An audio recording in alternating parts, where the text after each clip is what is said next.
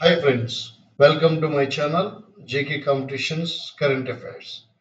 ఈరోజు క్లాస్లో భాగంగా లేటెస్ట్ కరెంట్ అఫైర్స్ గురించి మనం డిస్కస్ చేయబోతున్నాం. ఈ మధ్య జరిగిన డిప్యూటీ ఎడ్యుకేషన్ ఆఫీసర్ పేపర్ 1లో కూడా కరెంట్ అఫైర్స్ చాలా కీలకమైన పాత్ర పోషించుదని మనలో చాలా మందికి తెలుసు. కాబట్టి ఎవరు కూడా ఈ వీడియోని మిస్ చేయకుండా చివరి వరకు చూడండి. వీడియో మీకు నచ్చినట్లయితే please like it, share it and subscribe it. So here is our first question. ఇటీవల సారథి 2.0 లేదా 2.0 మొబైల్ యాప్ను లాంచ్ చేసినది ఎవరు? సారథి 2.0.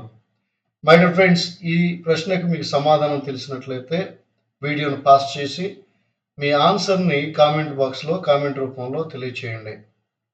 Option A policy commission, option B home మంత్రిత్వ శాఖ, option C SEBI, option D SBI. Your option is option C SEBI. దీనికి సంబంధించిన వివరాలు మనం చూద్దాం. SEBI full form securities and exchange board of India. భారత ప్రభుత్వంలోనే ఆర్థిక మంత్రిత్వ శాఖ యొక్క అడ్మినిస్ట్రేషన్ డొమైన్ కింద భారతదేశంలో సెక్యూరిటీలు మరియు కమోడిటీ మార్కెట్ కోసం నియంత్రణ చేసే సంస్థ ఈ సెబీ.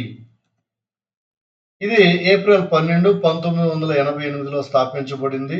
అలాగే జనవరి 30, 1992న చట్టబద్ధంగా పనిచేయటం మొదలుపెట్టింది. ఈ సెబీ యొక్క ప్రధాన కార్యాలయం ముంబై, మహారాష్ట్రలో ఉంది. అలాగే దీనికి ఎగ్జిక్యూటివ్ డైరెక్టర్గా గోవిందాయపల్లి రామ్మోహనరావు ఇటీవల బాధ్యతలు స్వీకరించారు. ఈయన పదవీ కాలం 3 సంవత్సరాలు. ఈయన జనవరి 4, 2024న ఈడీగా నియమితులయ్యారు. తర్వాత చైర్పర్సన్ ఈవిడ మాధవిపురి. మొట్టమొదటిసారిగా సెబీకి అనే సంస్థకి ఒక మహిళా చైర్పర్సన్గా ఈవిడ ఉన్నారు. మొట్టమొదటి చాలా important my dear friends, examination point of వ్యూలో. ఈవిడ 5 సంవత్సరాలు పదవీ కాలంలో ఉంటారు. ఈవిడికి ముందు అజయ్ త్యాగి అనే ఆయన ఆ స్థానంలో ఉన్నారు. ఈయన ఫిబ్రవరి 28న పదవీ విరమణ చేశారు. తర్వాత మాధవిపురి గారు మహిళా చైర్పర్సన్గా సెబీకి ఎంపికయ్యారు. మరి సారథి మొబైల్ యాప్ 2.0 గురించి మనం తెలుసుకుందాం. సెబీ మాజీ చైర్మన్ శ్రీ అజయ్ త్యాగి ముంబైలో ఇన్వెస్టర్ ఎడ్యుకేషన్ పై సెబీ మొబైల్ యాప్ సారథి 2.0ను ఆవిష్కరించారు. దీని ఉద్దేశం ఏంటంటే సెక్యూరిటీస్ మార్కెట్ గురించి ఇన్వెస్టర్లకు అవగాహన కల్పించటం. అలాగే సెబీ చేపట్టిన మరో కార్యక్రమం ఇది. ఇన్వెస్టర్లకు అవగాహన కల్పించటం అనేది ఉద్దేశం. ఇటీవల మార్కెట్లోకి వ్యక్తిగత ఇన్వెస్టర్లు ప్రవేశించడం, మరీ ముఖ్యంగా ట్రేడింగ్లో అధిక భాగం మొబైల్ ఫోన్ ఆధారితంగా ఉండటం వల్ల సంబంధిత సమాచారాన్ని సులభంగా యాక్సెస్ చేసుకోవడానికి ఈ యాప్ ఉపయోగపడుతుంది. తర్వాత సంక్లిష్టమైన ఆర్థిక పనులను సులభతరం చేసే లక్ష్యంతో securities and exchange board of India SEBI ఇన్వెస్టర్ల కోసం personal finance focused mobile app సారథిని ప్రారంభించింది. అలాగే ఈ సారథి యాప్ మొదటి వర్షన్ 2022 జనవరిలో ప్రారంభించారు. ఇది కూడా 2024 జనవరి 4వ తేదీన ప్రారంభించారు. ఇవి మై డియర్ ఫ్రెండ్స్ ఈ సారథి మొబైల్ యాప్ యొక్క ముఖ్యాంశాలు. ఫ్రెండ్స్, ఈ చాలా లేటెస్ట్ ఇన్ఫర్మేషన్ కాబట్టి మీరు ఒక నోట్స్ ప్రిపేర్ చేసుకొని పాయింట్స్ అన్ని కూడా నోట్ చేసుకుంటే చాలా యూస్ఫుల్గా ఉంటుంది. ఇంకొక రిక్వెస్ట్ మై డియర్ ఫ్రెండ్స్, చాలామంది వీడియోస్ని అయితే చూస్తున్నారు, చాలా సంతోషం. కానీ తక్కువ మంది లైక్ చేస్తున్నారు. మీరు లైక్ చేస్తే ఈ వీడియో ఇంకా అనేక మందికి రికమెండ్ అవుతుంది. కాబట్టి మీ లైకే నాకు బూస్టప్ అవుతుంది. ఇలాంటి ఎక్కువ వీడియోలు చేయడానికి నాకు అవకాశం ఉంటుంది. కాబట్టి please like it, share it and subscribe it. Next question, రెండో క్వశ్చన్. వాయు కాలుష్యాన్ని ఎదుర్కోవడానికి ఏ రాష్ట్రం ఇటీవల ప్రపంచ బ్యాంకుతో ఒప్పందం కుదుర్చుకుంది? A Uttar Pradesh, B Bihar, C Rajasthan, D Haryana. Your option is option D, Rajasthan. దీనికి సంబంధించిన వివరాలు మనం చూద్దాం. వాయు కాలుష్యాన్ని ఎదుర్కోవడానికి హర్యానా రాష్ట్ర ప్రభుత్వం త్వరలో ప్రపంచ బ్యాంకు నిధులతో దాదాపు 1000 కోట్ల ప్రాజెక్టును ప్రారంభిస్తుందని హర్యానా ప్రభుత్వ ప్రధాన కార్యదర్శి టీవీఎస్ఎన్ ప్రసాద్ ఇటీవల చెప్పారు. ఈ పథకాన్ని మొదట జాతీయ రాజధాని ప్రాంతం ఎన్సీఆర్ పరిధిలోకి వచ్చే జిల్లాల్లో దశల వారీగా అమలు చేయనున్నారు. తర్వాత మూడవ ప్రశ్న, పాలస్తీనాను ఇటీవల అధికారికంగా ఏ దేశం గుర్తించింది? పాలస్తీనాను ఇటీవల అధికారికంగా ఏ దేశం గుర్తించింది? A Japan, B Slovenia, C Portugal, D Argentina. Your option is option B Slovenia. దీనికి సంబంధించిన వివరాలు మనం చూద్దాం. స్లోవేనియన్ పార్లమెంట్ పాలస్తీనాను స్వతంత్ర దేశంగా గుర్తిస్తూ కీలక నిర్ణయం తీసుకుంది. గతంలో స్పెయిన్, ఐర్లాండ్, నార్వే దేశాలు కూడా పాలస్తీనాను అధికారికంగా గుర్తించాయి. యూరోపియన్ యూనియన్లో ఉన్న 27 సభ్య దేశాల్లో స్వీడన్, సైప్రస్, హంగరీ, చెక్ Republic, Poland, Slovakia, Romania, Bulgaria ఇప్పటికే పాలస్తీనాను గుర్తించాయి. స్లోవేనియా ఇవి రెండు different countries my dear friends. Slovenia దేశ ప్రస్తుత అధ్యక్షురాలు నటాసా పిర్క్ ముసార్, స్లోవేనియా దేశ ప్రధాని రాబర్ట్ గోలో, స్లోవేనియా దేశ రాజధాని లుబ్జానా. అలాగే స్లోవేనియా దేశ అధికారిక భాషలు స్లోవేనే, ఇటాలియన్, హంగేరియన్. మనందరికీ తెలుసు స్లోవేనియా యూరోపియన్ యూనియన్లో ఉంది కాబట్టి దీని యొక్క కరెన్సీ యూరో కరెన్సీ.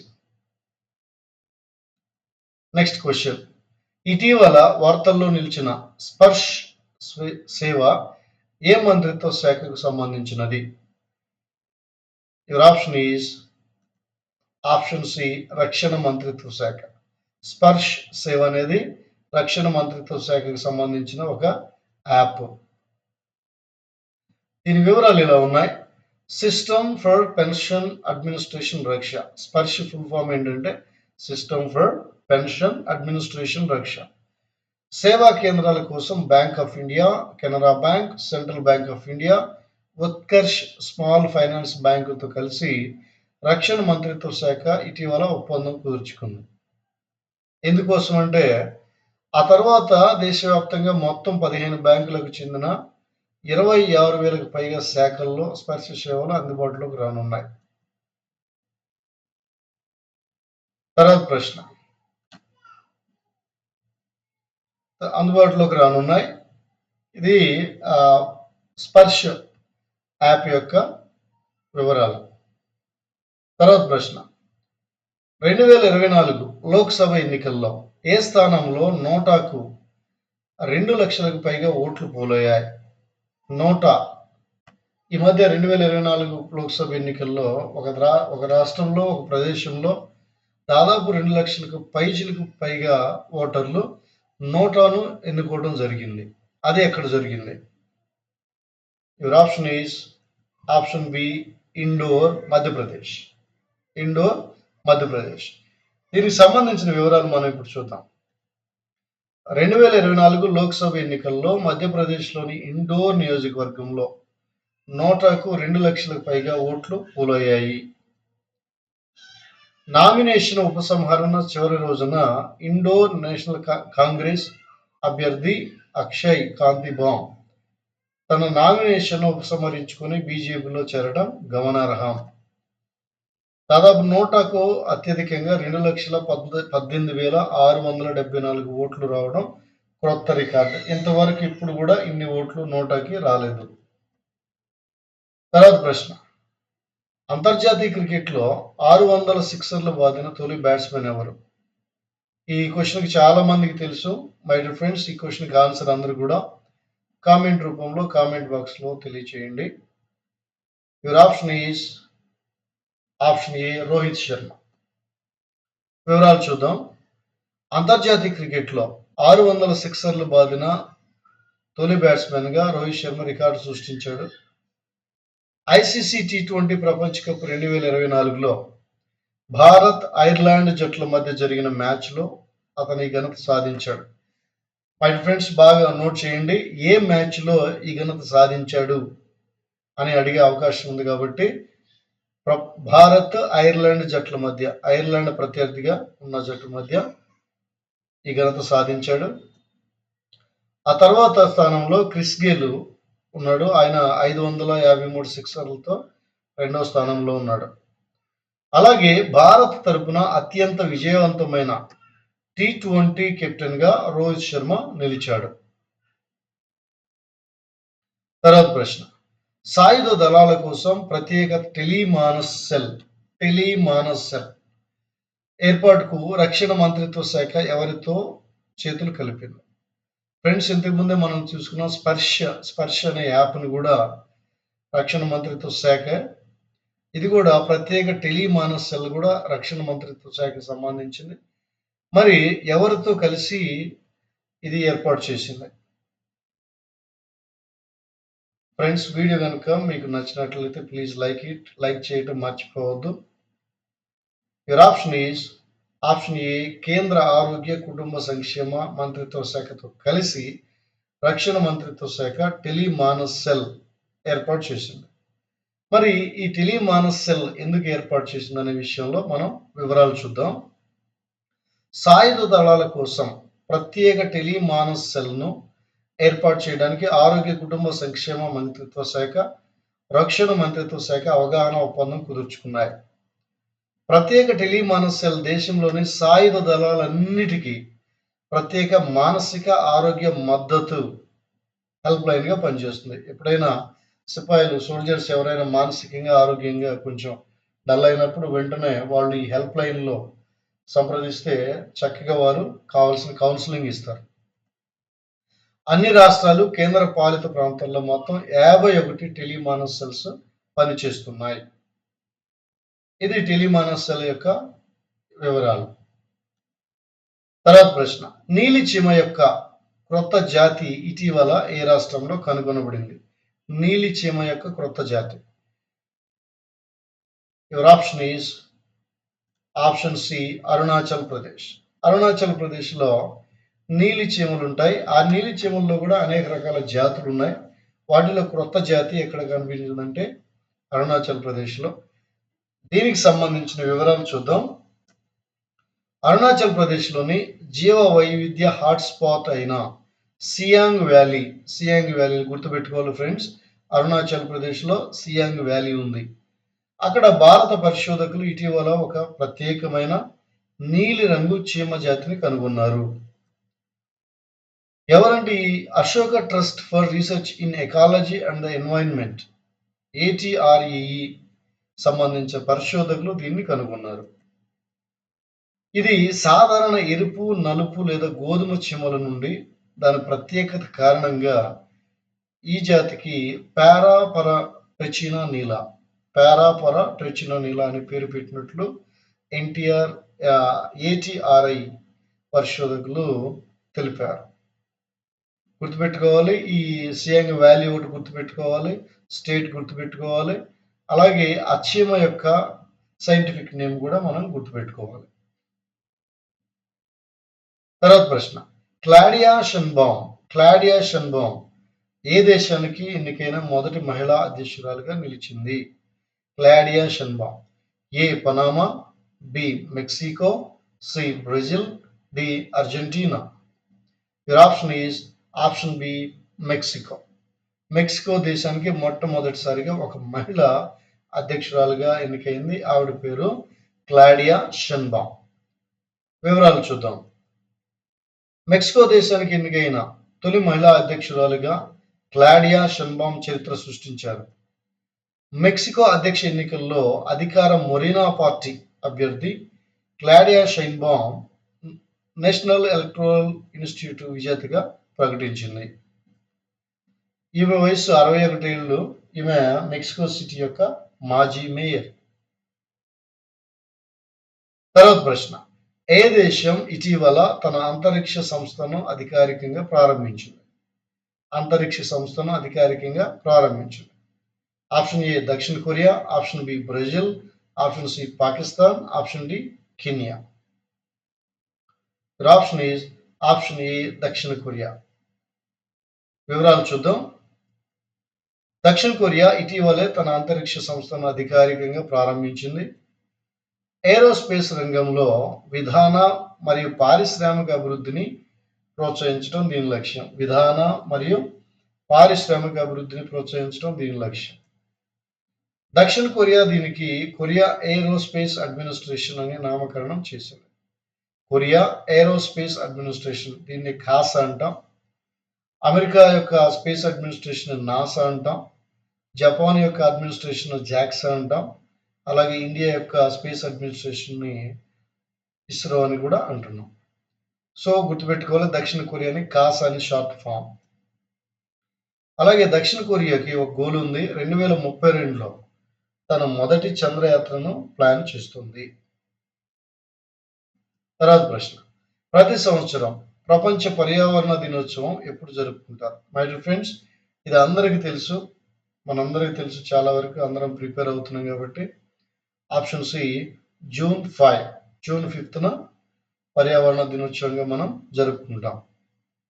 వివరాలు చూస్తే, పర్యావరణ పరిరక్షణపై అవగాహన పెంచేందుకు ప్రతి ఏటా జూన్ 5న ప్రపంచ పర్యావరణ దినోత్సవాన్ని నిర్వహిస్తున్నారు.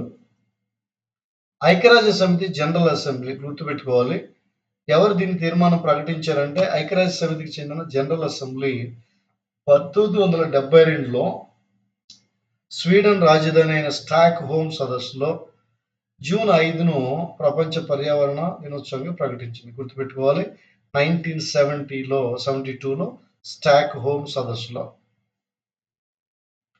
ఐక్యరాజ్య సమితి పర్యావరణ కార్యక్రమం పర్యావరణ పరిరక్షణకు నోడల్ ఏజెన్సీ అన్నమాట.